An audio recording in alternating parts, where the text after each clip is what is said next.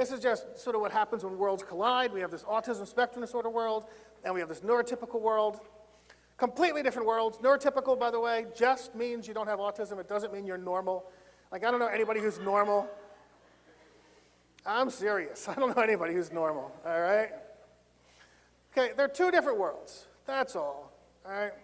Well, historically, when we've done transitioning, we've sort of said, you know, the real goal is that, like, you on the autism spectrum, that you look as neurotypical as possible. Because I don't rock at Walmart, you don't rock at Walmart. Because I don't, you know, parents of kids with autism and people who work in the field of autism are the only people, you can pick them out in a crowd within 20 minutes because we use the words functional and appropriate in everyday conversation.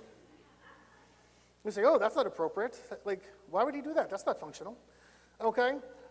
We need to start looking at how do we actually get you from point A to point B and incorporate some of your autism. Like, accept that you have autism. Because when I meet you at 18, like, you're going to have autism. So now let's look at it, because this doesn't really work anymore. So what I do now, here we have this neurotypical world with all its challenges, hopes, dreams, possibilities, challenges, hurdles. Here's the individual on the spectrum. We decide, okay, well, what are the right goals for him, and where are we going to go? What's he want to do when he becomes an adult?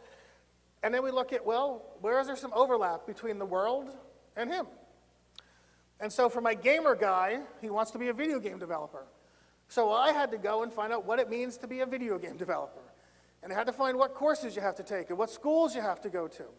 And then I had to talk to some professors there to say, you know what, like, if he takes this course, like, I want you to know that he has Asperger's syndrome and he's going to ask you these questions, but this is how I want you to deal with it so that he can handle some of these aspects. This is just with him beginning in the process. Once he goes to college, he's sort of on his own. That's how the world works. But on a simpler notion, if I want him to shop at Walmart, okay, before I go to Walmart today, before I teach anybody going in the community, I'll go to Walmart and I'll make an appointment with the manager. And I'll say, listen, my name's Peter Gerhardt. I work with kids with autism. That's my job, not yours. You know, but what I'm here today for is because I have a couple kids who I want to help make lifelong shoppers at Walmart. And now he's, okay, what can I do to help?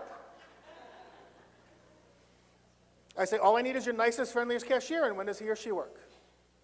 And he'll tell me, and then I meet with the cashier, and I say, I'm Peter Gerhardt, I work with kids with autism. I'm coming in tomorrow with these two kids, Jimmy and Bobby, and I give names. If they're under 18, I get parental permission, because I want the cashier to know their names.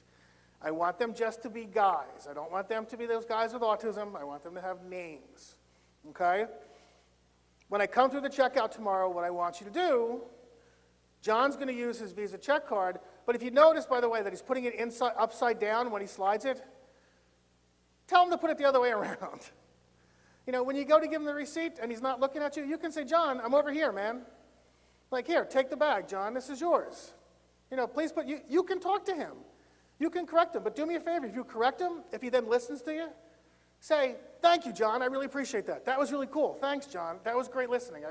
How cool is that? Just like you would anybody else who listened to you.